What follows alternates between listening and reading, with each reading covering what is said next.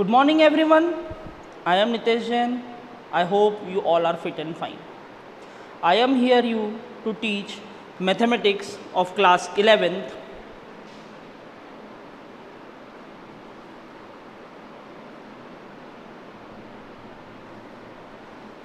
Our chapter number is 1,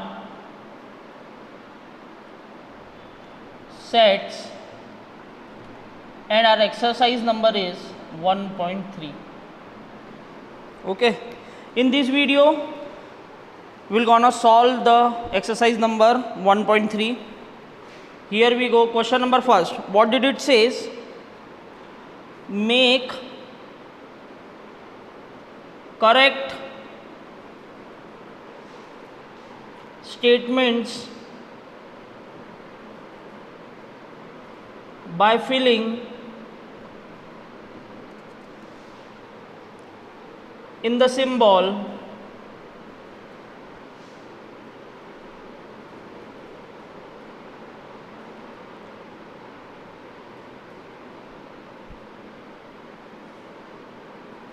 ये होता है सबसेट का सिंबल, ये होता है not subset in the blank spaces.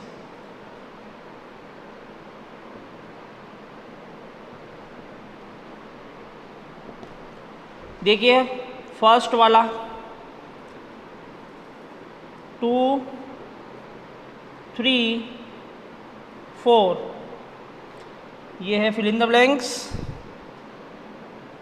1, 2, 3, 4, 5. हाँ तो देखिए 2 इसमें अवेलेबल है, 3 इसमें अवेलेबल है, 4 इसमें अवेलेबल है. यस, तो this set is a subset of this set. आ रही बात समझ में? Second, A, B, C, fill in the blanks B, C, D. तो देखिए इस वाले सेट में B है और C भी है, बट इसमें A है बट इसमें A नहीं है, इसलिए ये एक सबसेट नहीं होगा. इसी प्रकार से आप आगे के सॉल्व कर देना. इसमें कुछ है नहीं करने जैसा. कुछ डाउट आए तो leave a comment in the comment section. ठीक है. Next question, question number second. Examine whether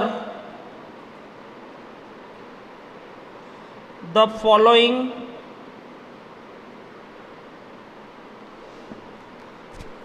statements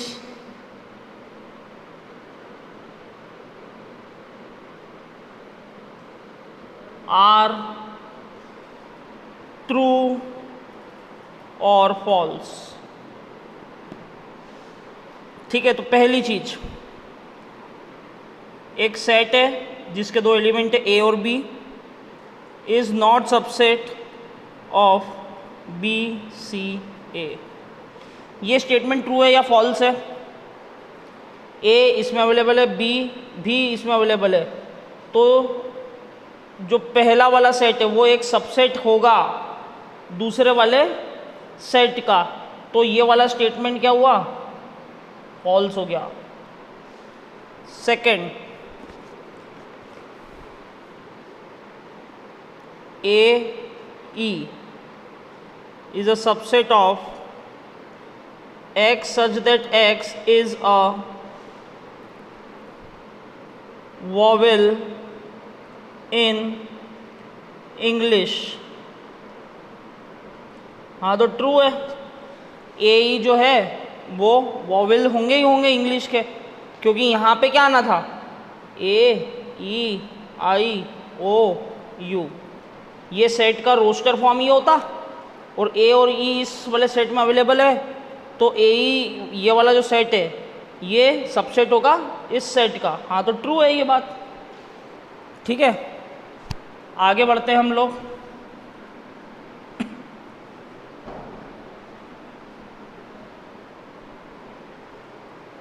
कुछ इसी प्रकार का एक और क्वेश्चन है, इसका ही थर्ड वाला। 1, 2 and 3 is subset of 1, 3 and 5।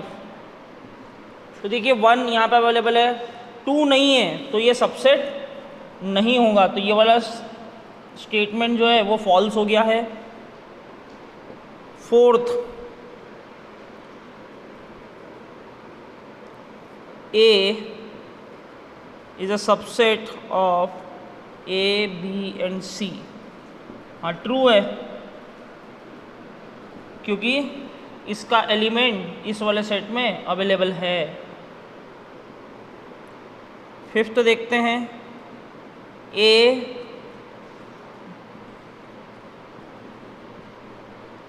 ये भी ट्रू है। देखिए ये वाला साइन बिलोंग्स टू का है, तो हाँ ए बिलोंग्स कर रहा है ABC से, बराबर। इसी प्रकार आप करेंगे। अब बात करते हैं क्वेश्चन नंबर थर्ड की।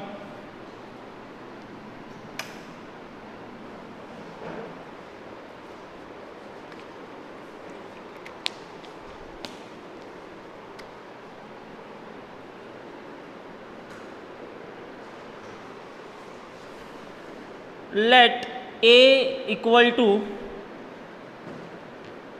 1, 2,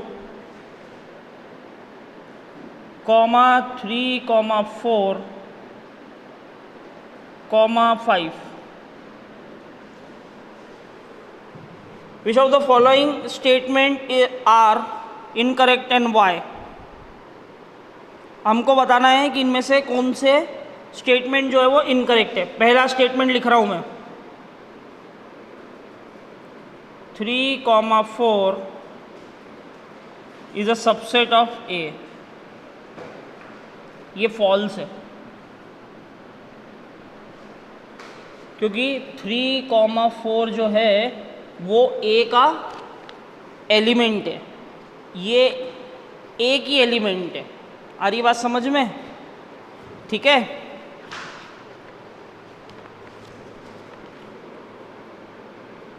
second, 3, 4 is belongs to A।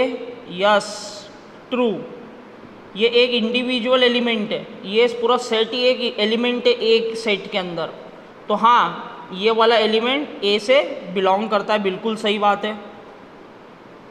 Third,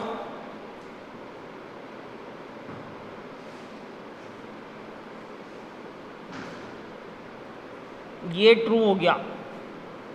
देखो एक सेट है, उसके अंदर एक एलिमेंट ये है पूरा सेट, क्या वो सबसेट है A का? हाँ बिल्कुल, इसका एक सबसेट ये हो सकता है।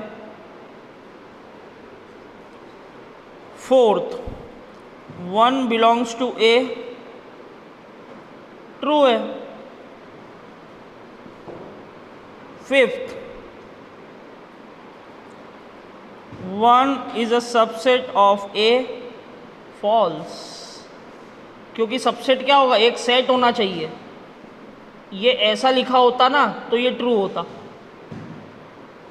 आ रही बात समझ में? चलिए इसी प्रकार के हैं, आप लोग बाकी के खुद से करेंगे। If still you have any doubt you can write a comment in the comment box. ठीक है, अभी भी कोई डाउट हो तो आप कमेंट बॉक्स में कमेंट कर सकते हैं। आगे बढ़ते हैं हम लोग क्वेश्चन नंबर 4 पे।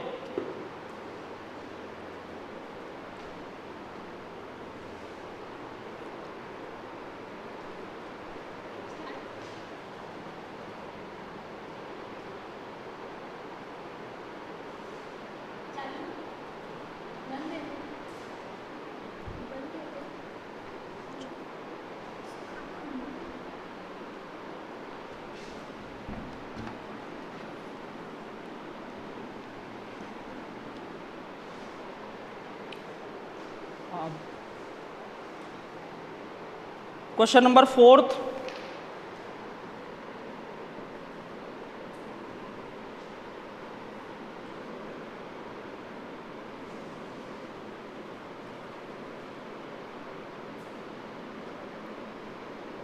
write down all the subset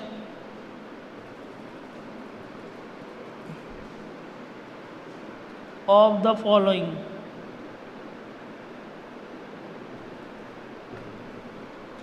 देखिए पहली एक चीज बताता हूं, किसी भी चीज के अगर सबसेट निकालने हो तो उसके कितने सबसेट्स होंगे उसका एक फॉर्मूला बता देता हूं, 2 की power n, where n is the number of elements. ठीक है, देखिए अब फर्स्ट वाला,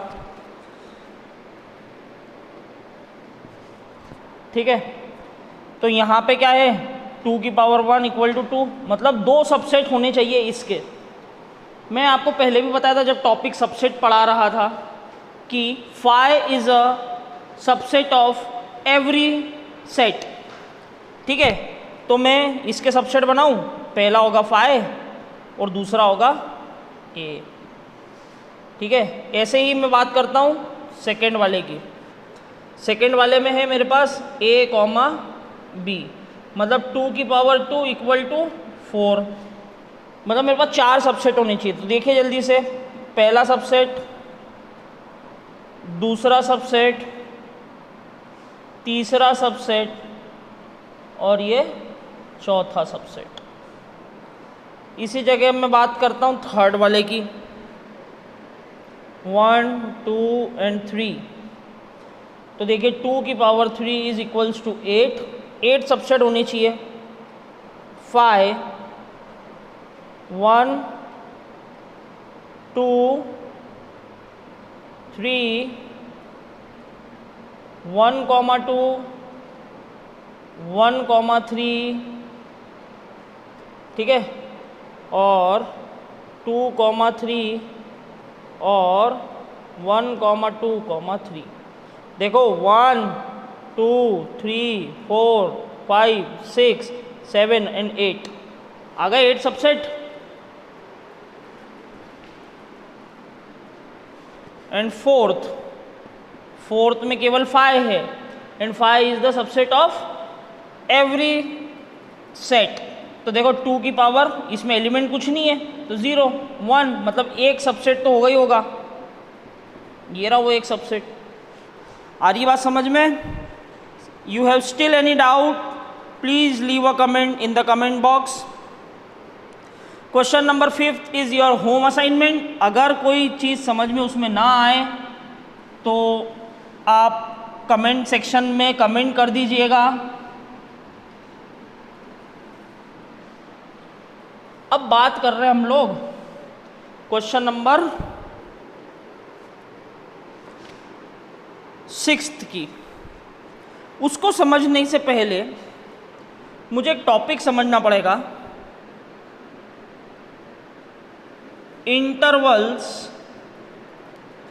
एज सबसेट्स ऑफ आर। ठीक है, सपोज करो कि मेरे पास एक सेट है x such that x is a natural number. ठीक है, which is greater than 1 and less than 5। मतलब ये नंबर्स क्या क्या होंगे इसमें, 2 3 एंड 4। अब मुझे सपोज करो कि ये पूरा सेट है, इसको नंबर लाइन पे शो करना है। ठीक है, तो मैं कैसे शो करूँगा भाई? मैं तो 2 भी 3 भी 4 भी ऐसे तो शो कर नहीं सकता। ठीक है, तो मैं इसे कैसे शो करूँगा कि सपोज करो ये 0 है, ये 1 है, ये 2 है, ये 3 है, ये 4 है, ये 5 है, ये 6 है, ये 7 है। तो मेरी लोअर लिमिट क्या है? 1। ठीक है, तो मैं 1 को ऐसे मार्क कर दूंगा। ठीक है, और मेरी अपर लिमिट क्या है 5, तो मैंने 5 को ऐसे मार्क कर दूंगा, और ये वाला जो हिस्सा है इसे मैं कर दूंगा डार्क। आ रही बात समझ में आपको? अब इसमें थोड़ा सा चेंजेस करता हूँ। चेंजेस ये करा, मैं अगर इसको लिख देता ऐसा लेस देन इक्वल टू और ग्रेटर देन इक्वल टू, तो यहाँ क्या होता सेट 1 2 3 4 एंड 5, तब भी ये तो सेम चीज़ ही होती, बट इसका इंटरवल कैसे मैं करता कि अगर लेस देन इक्वल टू है तो ये वाला सर्कल को मैं क्या करता डार्क कर देता फिल्ड सर्कल में, और ये भी मैं फील्ड सर्कल में कर देता। अब इस इंटरवल को लिखने का तरीका देखो, पहले जब ये इक्वल टू नहीं था तो मैं इसे कैसे लिखता था, ओपनिंग ब्रैकेट, क्योंकि इक्वल टू का साइन नहीं इसलिए राउंड ब्रैकेट 1 5, और इक्वल टू का साइन नहीं है तो राउंड ब्रैकेट। अब इस जगह अगर ऐसा होता तो मैं इसे लिखता स्क्वायर ब्रैकेट 1 5, इधर भी है तो ऐसे। सपोज करो यहाँ नहीं होता और यहाँ इक्वल टू का साइन होता तो मैं इसे लिखता 1 5 और ये ब्रैकेट क्लोज। स्क्वायर ब्रैकेट इसलिए क्योंकि यहाँ पे लोअर लिमिट में इक्वल टू का साइन है। सपोज करो यहाँ नहीं होता और यहाँ होता तो मैं इसे ऐसे लिखता 1 5 और राउंड ब्रैकेट। आ रही बात समझ में? अभी हम क्वेश्चंस करेंगे तो और भी ज़्यादा क्लियर आपको हो जाएगा।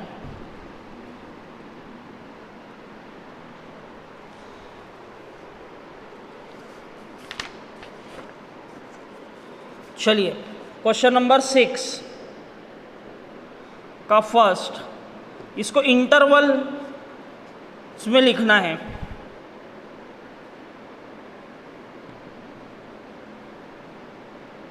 ये सेट बिल्डर फॉर्म में लिखा हुआ है और हमें इसको चेंज काय में करना है, इंटरवल्स में।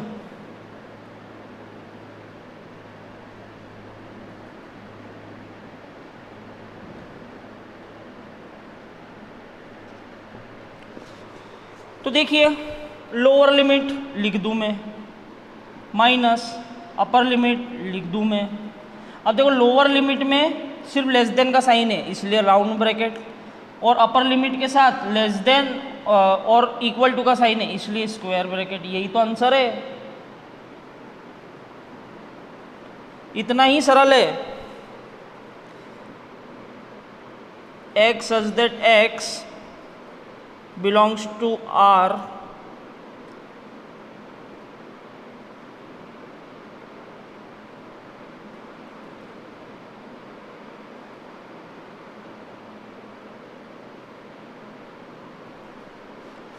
तो देखिए जल्दी से, लोअर लिमिट लिख दी मैंने, कॉमा अपर लिमिट लिख दी मैंने। अब इधर इक्वल टू का साइन नहीं है इसलिए राउंड ब्रैकेट, और इधर भी इक्वल टू का साइन नहीं है इसलिए राउंड ब्रैकेट। बात करते हैं थर्ड वाले की, x such that x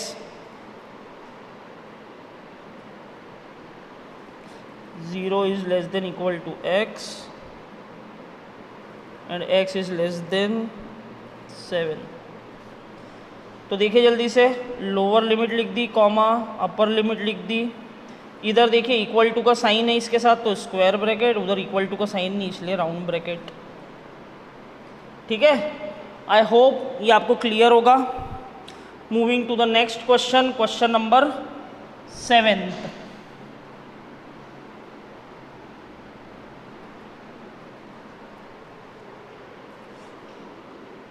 question number 7 का फर्स्ट। अब इसे हमको इंटरवल्स में तो गिवन है, अब हमको काय में चेंज करना है इसे, सेट बिल्डर फॉर्म में। तो देखिए वाइस वर्सा ही चीज़ें करूँगा मैं।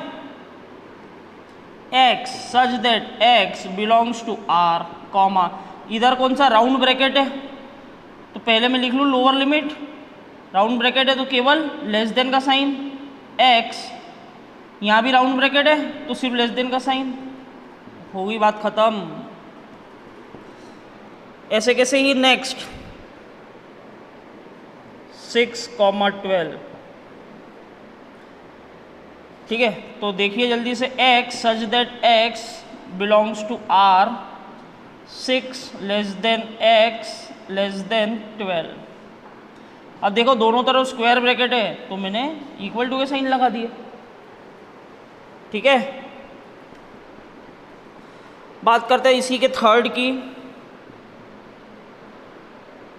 वो भी कैसा होगा, x such that x belongs to R, lower limit लिखी, अपर लिमिट लिखी। अब देखिए इधर राउंड ब्रैकेट है तो ऐसे ही रहने दिया, इधर स्क्वायर ब्रैकेट है तो इसको इक्वल टू लगा दिया। I hope this clear to you. ठीक है, इसी प्रकार से